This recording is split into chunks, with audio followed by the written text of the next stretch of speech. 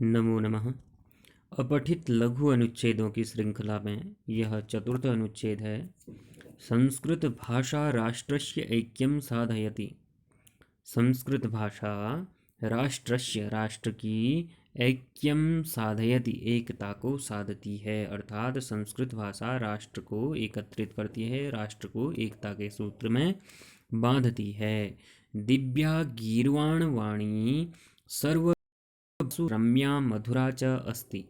दिव्या दिव्य गीर्वाण वाणी जो संस्कृत भाषा है, गीर्वाण वाणी है, यह सर्वभाषासु समस्त भाषाओं में रम्या मधुरा च अस्ति रमणीय और मधुर है।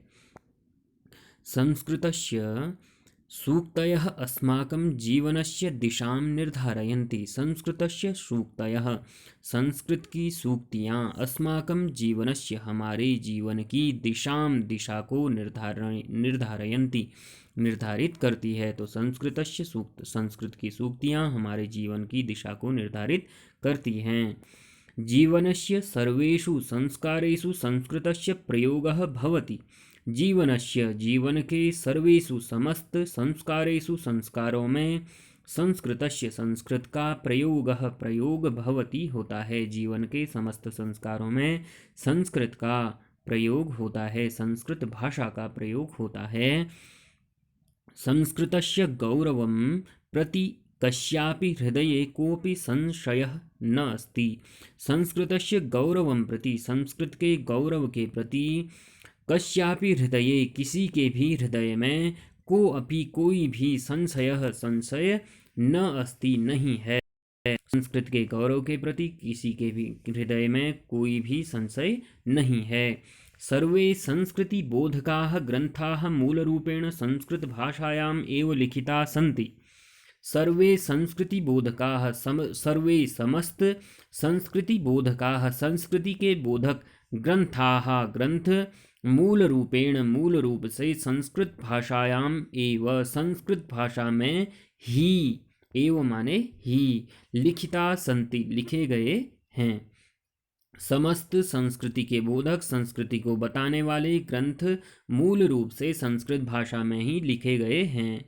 अतएव उच्यते इसीलिए कहा गया है संस्कृति ही संस्कृताश्रिताः।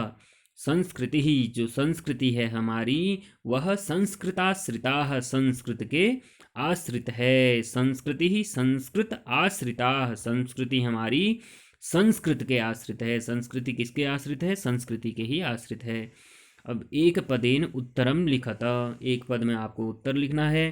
क है प्रथम प्रश्न है संस्कृत आश्रिता का अस्ति, संस्कृत के आश्रित कौन है? अभी अंतिम पंक्ति हमने पढ़ी है, कहा है संस्कृति ही संस्कृताश्रिता, तो संस्कृत के आश्रित कौन है? संस्कृति ही। तो इसका उत्तर हो जाएगा संस्कृति ही संस्कृताश्रिता का अस्ति, संस्कृताश्रिता संस्कृति ही अस्ति। तो उत्तर हो जाएगा का के स्थान में संस्कृति ही आ जाएगा।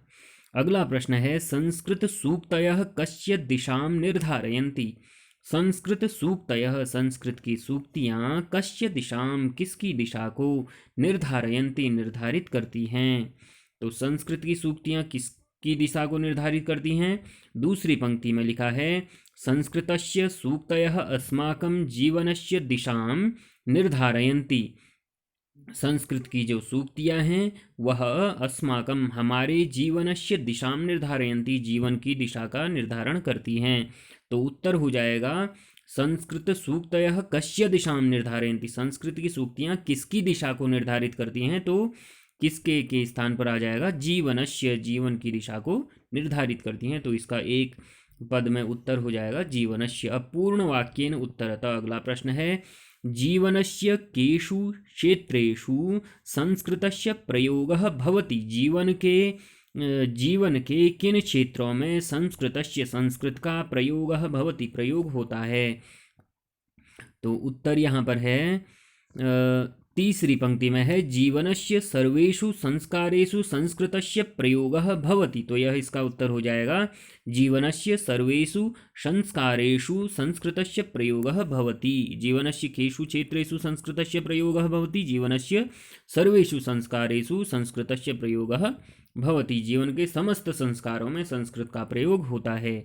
अगला है आगे, निर्देशानुसारम उत्तरतः, निर्देश के अनुसार उत्तर दीजिए।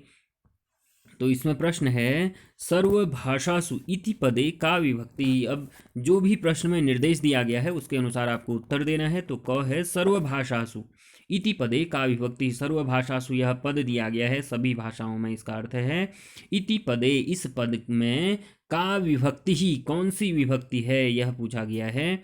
तो इसमें जो है सप्तमी विभक्ति है। तो इसके रूप भी मैंने रखे हैं आपके लिए, देखिए भाषा के रूप इसमें चलेंगे। सर्वभाषासु है तो भाषा शब्द के इसमें रूप चलेंगे।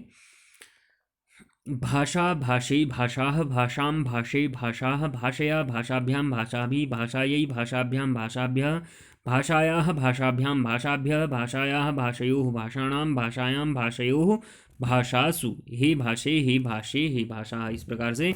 तो सप्तमी बहुवचन में यह रूप बन रहा है आपका भाषासु। यहाँ पर सप्तमी बहुवचन में रूप बन रहा है भाषासु। तो यहाँ पर इसमें पूछा गया है प्रश्न में कि सर्वभाषासु इति पदे का विभक्ति ही, समस्त भाषाओं में, इति पदे, इस पद में कौन सी विभक्ति है। तो इस पद में सप्तमी विभक्ति है। और यदि वचन भी पूछा जाता तो सप्तमी बहुवचन है। सप्तमी के बहुवचन में यह भाषासु रूप बन रहा है, तो बहुवचन में यह रूप बनता है। तो सप्तमी विभक्ति, केवल यहाँ पर विभक्ति पूछी गई है तो आप सप्तमी विभक्ति लिखेंगे।